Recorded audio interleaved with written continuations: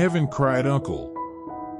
Once upon a time, the toad was still a creature as ugly and small as it is today, but was renowned as amongst the bravest, the most daring. The toad's legacy goes like this. In a time long forgotten, heaven made a drought so vicious, so brutal, that the lakes and rivers were sucked dry, fires burned from one month to the next, and the trees died of thirst. There was not a drop in the world to drink. Even the great beasts of the jungle, the majestic, the beautiful, all in the same they lay despairing, waiting for death. What could they do to save the jungle, if they couldn't even save themselves? Their strength was meant for hunting and foraging and fighting one another. How would this strength save them now? Luckily, there was the little purple cousin, the toad, mottled and ugly with spots. With great aspirations to ascend heaven and sue for rain to deliver the world from ignoble death, Toad set out on his way. Along the way, Toad came across a sad mangrove village, dry and drooping, full of dust and wind. From the shade of a dead tree root, a grumpy old crab asked him, "Where are you going in such a hurry, you ugly toad?" Toad took no offense and told the crab of his design, and then an idea struck him. "Say, crab, why not come along?" The old crab scoffed, his sideways nature getting the better of him. "I'd rather die here than drag myself all that way just to beg at heaven's door." The nosy neighbors poked out their long noses. They praised Toad for his foolishness, they criticized Toad for his daring. They spoke left, they spoke right, they spoke backward and forward until no one remembered what anyone else was talking about. Someone told off that foolish toad, but by now the old crab's head was spinning. His sideways nature volunteered him for the road, no less. And Toad had his first companion. A little further on, and the companions met a slumped tiger, her breath coming in great dramatic gasps, and a melting bear, choking on his burning throat. Toad felt badly for his cousins and kindly asked them to come along. Tiger rolled her eyes, but Bear nodded. "Sounds better than lying here waiting for death. I see you've even convinced that backward old crab to come with you. I will follow you, Cousin Toad." So will this sardonic tiger, as she has nothing better to do. The sardonic tiger didn't have the energy to argue, and so it was that two doubled into four. Four would become six when they were joined by a wasp whose honey had dried to dust and a sunburnt fox whose fur was singed and smoking. Toad led the companions on, a very long ways, until finally they attained Heaven's Gate.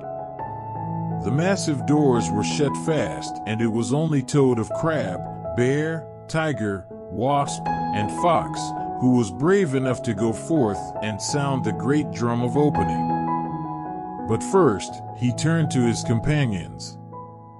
"If we are to survive this campaign, I will need you all do as I say. Over there is a jar of water. Old Crab will hide himself within it. Wasp will hide behind the door when it opens. Fox must hide somewhere to my left, Bear to my right. And Tiger, please crouch behind me, out of sight." The companions, one and all, obeyed Toad. Finally, it was time. Toad jumped up onto the face of the great summoning drum and struck it 3 times, each strike reverberating like thunder. Old Man Heaven was having a pleasant dream when the drum's voice disrupted it. He grumpily waved his hand, ordering forth the thunder god to deal with it. Thunder shook the dust from his shoulders, brushed the cobwebs from his massive lightning hammer, and stormed out to investigate. He threw open the great doors, but there was no one, nothing to see, just an ugly little toad splayed across the summoning drum. Thunder raised his hammer but hesitated, looking from the toad to his great hammer and back again. The damage this hammer could do was enormous, reaching even into the fourth realm of hell. Was this puny creature worth it? Thunder brought his confusion back to heaven. Heaven grumbled in annoyance and ordered out heaven's rooster to peck that insolent toad to death. Heaven's rooster rushed out clacking and squawking and was just about to swallow up Toad when Toad ground his teeth. Instantly, Fox leapt out from the left and snapped her jaws down on that rooster's throat. Toad sounded the drum again. Heaven was furious and set Heaven's hound on Fox. Heaven's hound had just charged out when Toad ground his teeth. Instantly, Bear lumbered out and blocked Hound's path. The hound ran smack into that sturdy bear and died instantly.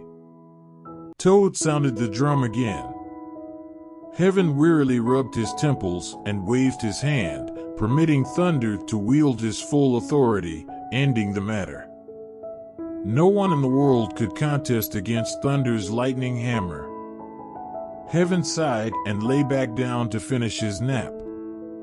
Thunder stormed out from Heaven's gate, but just then, Toad ground his teeth.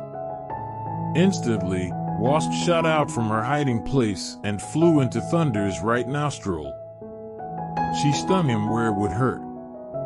It is not an unremarkable thing to see a god of thunder burning up, and burn he did. Wasp's venom spread like wildfire.